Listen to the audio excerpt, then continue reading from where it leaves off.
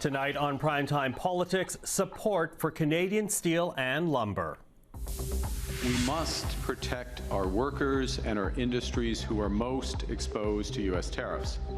That means in steel, aluminum, auto, and lumber sectors. The Prime Minister announces new measures aimed at helping Canada's beleaguered steel and lumber industries, helping them to adjust as they look to new markets outside the United States. But how helpful are these new supports? We will speak to the head of the Canadian steel producers.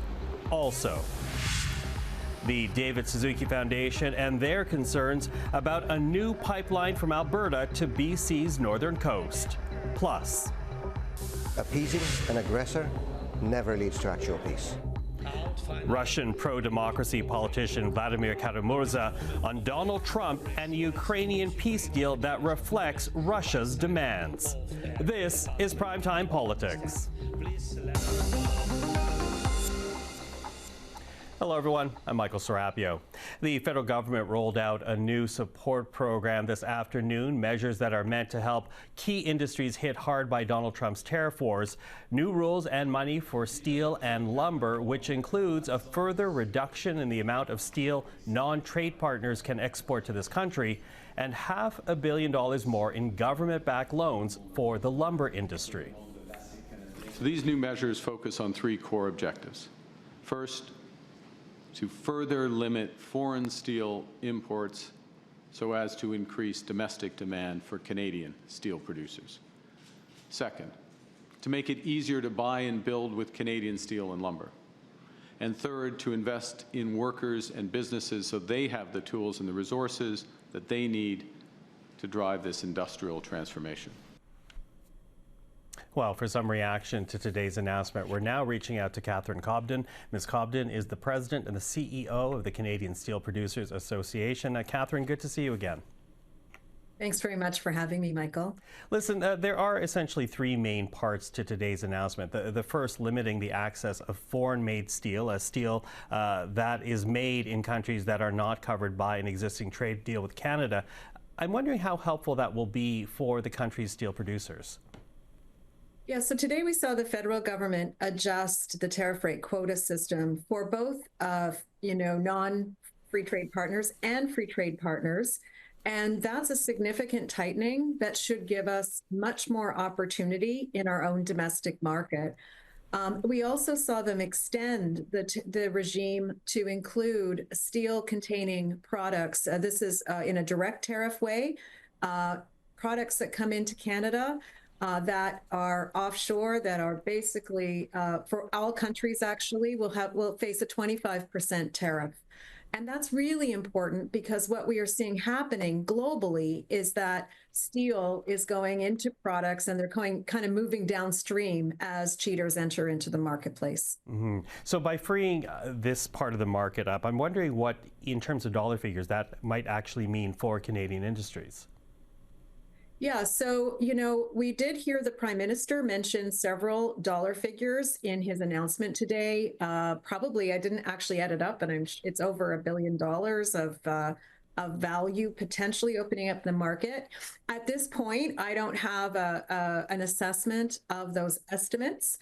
But I can say that, this is a significant move. It gives us a really fighting chance to build back our industry. We have lost, as you know, we have lost major market in terms of the United States. Half of our production was destined to go there. That's 6 million tons of steel for which we need new market. So we're really hopeful that this will give us that opportunity in our own market. And it's sort of a two-pronged strategy because it's going to help us recapture that domestic market share, but it's also going to show the United States that we are very serious about unfair trade, and that's a good thing. Mm-hmm. Two-pronged strategy, as you say, but there's going to be a period of adjustment here. And to that, one other measure here has to do with freight rates. Essentially, the government says it's going to negotiate a lower shipping rate for steel products to allow them to go east to west rather than north and south. I'm wondering how quickly that type of transition can happen, given the fact that steel and all Canadian industries have been geared towards a north-south flow with free trade since the late 1980s. Coincidentally, Michael, I'm talking to you from Victoria, BC, where I brought a contingent of steel executives into BC, and to talk to both the government and industries alike about our commitment to serving the BC market. Already, we're starting to see some opportunities emerge, and that's a really good thing. But it will take time. We produce 80% of what the country has been importing, so we could immediately replace 80% of that volume. That's a significant opportunity for us. And as well, we also see our customers getting some protection today with that sort of steel-containing good piece. So I'm very happy about that. Mm-hmm. So you can replace it, but can you easily ship it east to west? Yeah, so, we can and we do ship steel and here in BC with people that, that we have existing customers here, but we need to do more. And for sure, transportation rates are an issue of competitiveness. So anything that the government can do to help with that is really going to be well received. So we have not seen the details of the rail freight rate reduction program that the Prime Minister announced today. But, at its surface, it sounds like it should be quite helpful to us. Okay. Now, another measure has to do with essentially prioritizing Canadian when it comes to steel and lumber for major projects. And when you add that to the challenge that essentially has been created by Donald Trump and his trade policies against industries like steel, I'm kind of wondering how you're feeling in this moment. Are you feeling as if this response for the government gives you confidence that you can tackle the difficulties ahead, or are there still concerns outstanding for you? Well, it really gives us a fighting chance. And so that's the most important thing. We are enduring the worst experience ever in terms of market impact, job loss, reduction, curtailment, et cetera. So we needed this desperately. So overarchingly, I think we have a sense of relief that this gives us that fighting chance. Will it be perfect? I'm sure not. The situation continues to evolve. By the way, we're expecting more U.S. tariffs on Canada at the end of the month. So, this is an ever-evolving thing. But what I'm most grateful for today is we're being responsive as a country. And even if we don't get it right, we are moving forward. And, I hope we can maintain that open dialogue with the government, with key stakeholders, with customers about how we need to keep moving this forward should more changes be required. Mm-hmm. And listen, Catherine, I appreciate you represent the steel producers, but I'm also wondering if there's a message here for steel workers, because they have, of course, entered this huge period of uncertainty in their own personal lives. 100%. Honestly, we cannot state enough how difficult this has been for everyone. And it's from the leadership of the industry to all the employees, to the community leaders. I mean, a lot of people have been under a high degree of anxiety and concern. So I'm hopeful. I'd like to convey to them that I think, from where I sit, this meets the call of action we were asking for. It may not be enough. We may need additional steps, but it is a big step forward today. We work with the United Steelworkers Union. They have been an important voice in this accomplishment today of making, of seeing these important steps take shape. So, we're all kind of in this together. We need to support each other and continue to assess the situation and continue to be ready to evolve if this, in fact, it gets worse. Yeah. Catherine Cobden, of course, you and I will speak again in future, I'm sure. But for this evening, thank you for the time. Thank you very much. Appreciate it.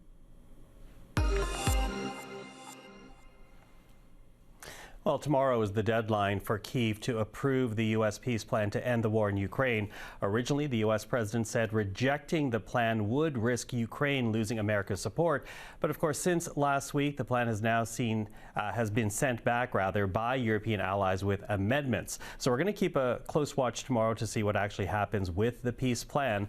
But over the weekend, I did speak with Russian pro-democracy activist Vladimir Kara-Murza. In 2022, he was arrested for speaking out against Putin's invasion of Ukraine, and in 2023 was sentenced to 25 years in prison in a colony in Siberia. He was released later in a prison swap, but he warns today that the West accepting any deal like the one put together by the Trump administration last week would not be a wise move. Mr. Kara-Murza, thank you for the time. Thank you so much for having me. It's a pleasure. Now, as you and I are conducting this interview, of course, Ukraine has been handed over this peace deal from Russia and the United States, and we don't know if it's going to be accepted. We don't know if it sets the parameters for any other future deal, but based on this piece of paper alone, I'm wondering if that is any cause for hope that the war may come to an end, or a cause for concern given the terms outlined in this agreement. Well, when I look at this so-called peace plan, it looks more like Vladimir Putin's Christmas wish list, frankly, because I don't see a single concession that is demanded of the Kremlin, which, let's not forget, is the aggressor side here. Ukraine did nothing to provoke this aggression, and all the concessions have to come from Ukraine, including ceding territory that Vladimir Putin's regime has not been able to seize militarily for 11 years, since 2014, including the guarantee that Ukraine will not be a member of NATO forever. That's the language I've seen in some of these points. Well, first of all, apart from the fact that that actually directly violates the Washington Treaty, which states that any European country has a right to be a part of NATO, so I don't even see how technically this can be approved.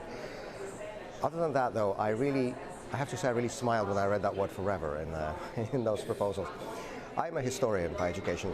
A lot of things were supposed to be forever. The Soviet Union was supposed to be forever. In fact, in the Soviet national anthem, there were these words that the Soviet Union was created forever. And then it collapsed in 3 days in 1991. I mean, it's pretty ridiculous, you know, when these dictatorial regimes think that they own eternity, frankly speaking, because this is what it looks like. I have absolutely no doubt that in a very foreseeable future, in the lifetime of all of us, the present generation, both Ukraine and a democratic Russia will actually be members of NATO, and we will finally have that peace and security in Europe we all want to see. But there will not be peace and security in Europe for as long as Vladimir Putin's regime remains in power. Putin's been in power for 25 years, almost 26 next month. And for all this time, you know, he has shown who he is. He has been repressing our own people inside of Russia, murdering his political opponents like Boris Nemtsov and Alexei Navalny, imprisoning thousands upon thousands of our own Russian citizens simply for speaking the truth and for opposing this regime. And he has been constantly violating the sovereignty and the borders of other countries and getting involved in all these wars beyond Russian territory, in the Republic of Georgia, in Syria, in Ukraine in 2014, in Ukraine again since 2022. We know who Vladimir Putin is. You know, this is not an enigma. There's nothing new about this. And so, for as long as Putin remains in the Kremlin, this war will not stop. Well, let me get in on that, because that is the concern, that this peace plan is not really for a lasting peace, but a chance for Russia to regroup and in the future try to grab more territory from Ukraine. What do you say to that? We know very clearly from the history of the 20th century that appeasing an aggressor never leads to actual peace. It only leads to more war, more conflict, more suffering, more pain, more blood.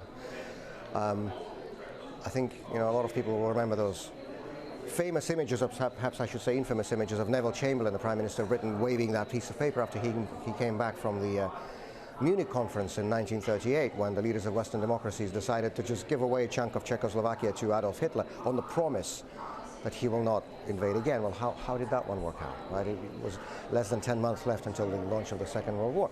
Appeasing an aggressor never leads to peace. It only whets the aggressor's appetites. Aggressors do not stop on their own. They can only be stopped. And the only language aggressors like Putin, thugs like Putin, bullies like Putin understand is the language of strength and principle. And this is not what we're seeing in this Trump ultimatum. Well, we've heard President Zelensky, and again, we don't know what's going to happen with this current peace pact, but it does set a precedent going forward. And based on this precedent, President Zelensky says Ukraine has a difficult choice. Either lose dignity by accepting a deal like this, or losing a key ally in the United States. Can Ukraine afford to say no to these types of peace pacts and potentially alienate the White House? And again, I'm reminded of the 1930s when, you know, Winston Churchill, after the shameful Munich Agreement was concluded, sort of the epitome of the policy of appeasement, Churchill wrote that the British government and French government had choice between war and dishonor. They chose dishonor, and they will have war. And this is exactly what happened, of course. It certainly is not for me to sort of offer any advice to Ukrainian government, Ukrainian society. They will work it out themselves. Ukraine is a democratic country. They have a vibrant civil society. It is for them and only for them to make those decisions. I can only speak as a Russian opposition politician, and again as a historian by education, that I do not think that giving in to an aggressor, rewarding an unlawful, murderous aggression, can ever lead to anything positive. And one other important aspect of this so-called peace plan that to me is absolutely unacceptable is the proposed blanket amnesty for all the war crimes that have been committed during this conflict. This is completely unacceptable. Justice is an essential element of any post-war reconstruction. Justice is an essential element of a future reconciliation between Russia and Ukraine. Transitional justice is an indispensable component of any successful transition after traumas like war or totalitarian regimes. And every single one of those war criminals who have committed all these horrendous crimes over these past almost 4 years, each and every one of them will have to be held to account. And this is, by the way, important not just for Ukrainians, it's important for Russians too, because Russia will not have a normal democratic future after the Putin regime unless we go through this process of a full reckoning and full accountability for all the crimes that have been committed. And let me remind you also that from the summer of this year, from the summer of 2025, the Council of Europe, in cooperation with the government of Ukraine, has established the Special International Tribunal for the crime of aggression against Ukraine. It will be based in The Hague, that has the support of dozens of countries, unfortunately not the United States under Donald Trump, but dozens of countries, most of European countries. And the work of this tribunal is already underway, gathering all the documentary evidence, speaking to witnesses, collecting documents and so on, in preparation for the day when all the war criminals who are responsible for the crime of aggression against Ukraine, up to and including Vladimir Putin, will be held accountable according to the law for all the crimes they have committed. Okay, and forgive me for jumping in, but clearly you have a concern here that if there is no criminal prosecution for past wrongs, that will only what? Embolden Vladimir Putin to be harsher against the Russian people? Absolutely. Putin cannot stop. His regime depends on war and repression. The main instrument of Putin's power, the main instrument of Putin's regime maintaining its power, is fear. You know, they have to make their own people afraid, our own people in Russia afraid. This has been the overwhelming tool that this regime has maintained its control. You know, we haven't had free election in Russia in 25 years.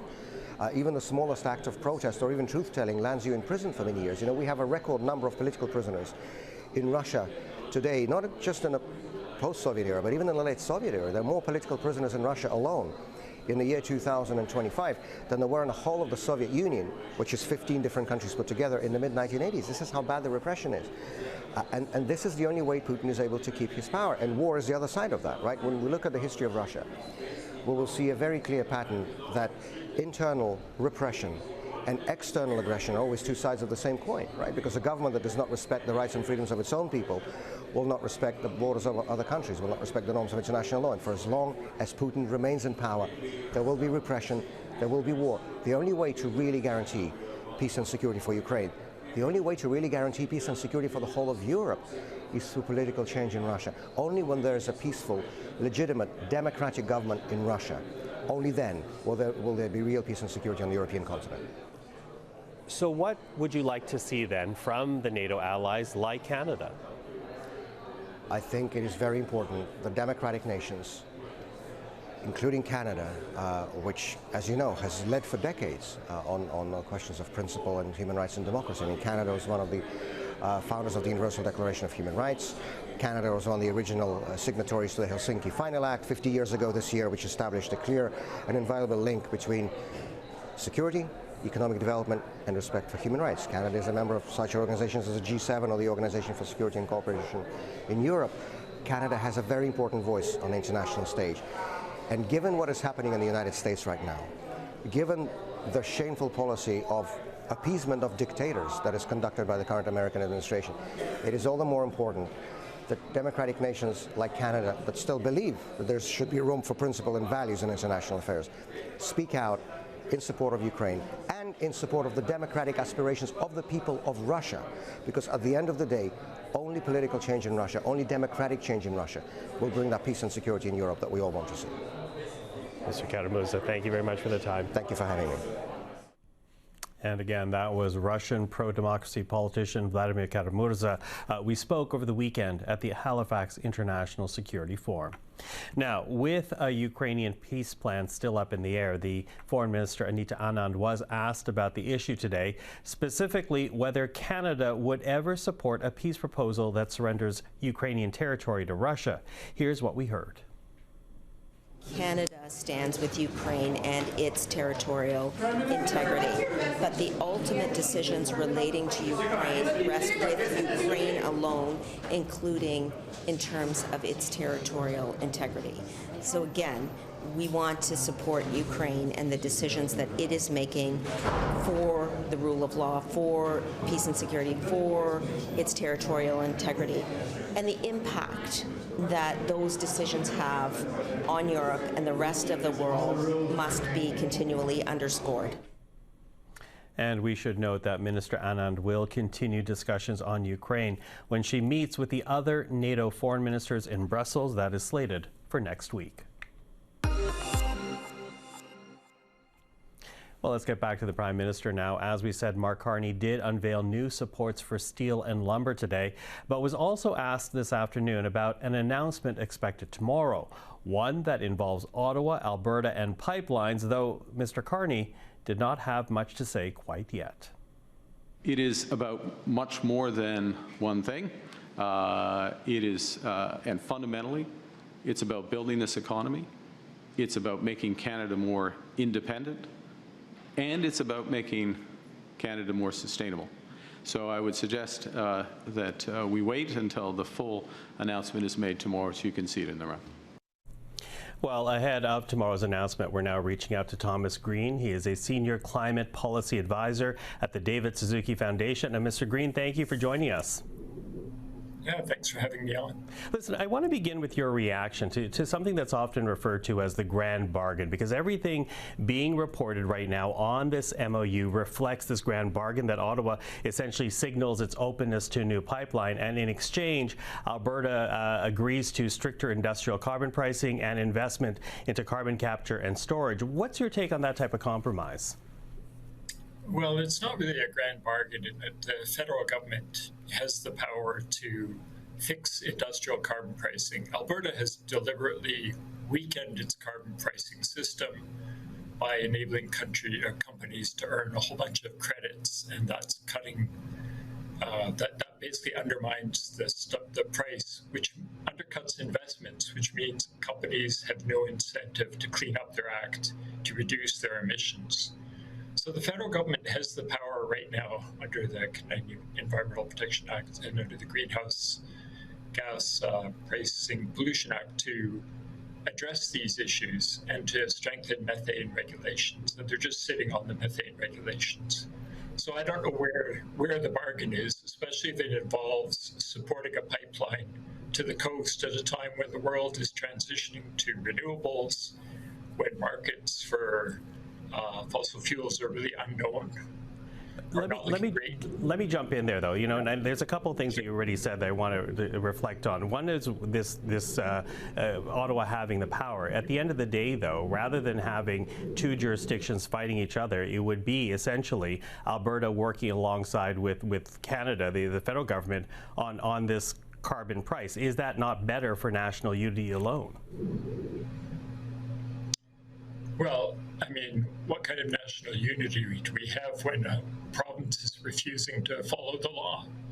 I mean, industrial carbon pricing, that every province in Canada has to price industrial emissions. And why is Alberta getting away with not doing that? That's part of the question. Is it a grand bargain if we are locking in another pipeline, and then we're doing carbon capture and storage, which is a technology that keeps under-delivering? It's going to be hugely subsidized by taxpayers. And we're going to be pushing a pipeline across the opposition of coastal First Nations and British Columbia. So let me get to the opposition in a moment, but you know, you're talking about at a time when the world is transitioning, and yes, there's a transition happening, but there is right now still very much a demand for oil and gas. There will be for decades to come, and in the meantime, this country does face the potential of recession, tougher economic times. You know, what is the economic argument against this, given that it does give many workers in Alberta in particular hope that they are going to continue having a job. Yeah, well, first of all, is there any private sector proponent right now with the money to invest in a pipeline, another pipeline to the BC coast, when the existing Trans Mountain pipeline is even not at full capacity? So right now, there is no private proponent. World markets are sitting around $60 a barrel. This doesn't pencil out. It'll take a whole bunch of federal subsidies. And what we're saying is it'd be much better to spend that money and invest in a stronger east-west electricity grid so we can put more renewable electricity on the grid. And that would allow us to provide affordable renewable power and power all the heat pumps that Canadians are adding to their homes. The EVs, the electric buses that cities' transit systems are using, and to electrify industry, which gives better efficiency and reduced costs. So that's just seems like a sounder economic strategy. Except this government is not abandoning a clean energy future. They are, for example, have already shortlisted Wind West for the Major Projects Office, the hydroelectricity project in Iqaluit, small modular nuclear in Ontario. The Prime Minister talks about an east-west electricity grid. It's not as if they've abandoned that with going forward on they're okay for a pipeline if Alberta can meet the conditions. I mean, we'd say show us the money, like the amount of resources and time and discussion being put into pipelines versus putting into the real solutions. Like another thing we should be doing is helping Canadians coast to coast retrofit their homes, make them more energy efficient, take advantage of heat pumps, put in home EV chargers and apartment building EV chargers and expand the charging network. All that kind of thing would really position the economy for the future. That's what we'd like to see more of. Now, as you say, there's still no private proponent for this pipeline. The Liberal caucus also adds to that any pipeline will still need buy-in from the province and Indigenous leadership. Do you think Alberta or any oil company can secure that type of support? I think you'll have companies line up to do this if the federal and provincial governments throw enough tax dollars money at them, and that would be a tragic loss, waste of money. Like, why would we build new fossil fuel infrastructure that might be used for 5-10 years, and then might just end up as this rusting snake of steel across BC mountains to the coast? Thomas Green, thank you for the time. I appreciate it. Thank you. And we'll have more on that announcement from the federal and Alberta governments tomorrow. Until then, I'm Michael Serapio. For everyone here at CPAC, thank you for watching. Primetime Politics is back tomorrow evening. Until then, have a great night.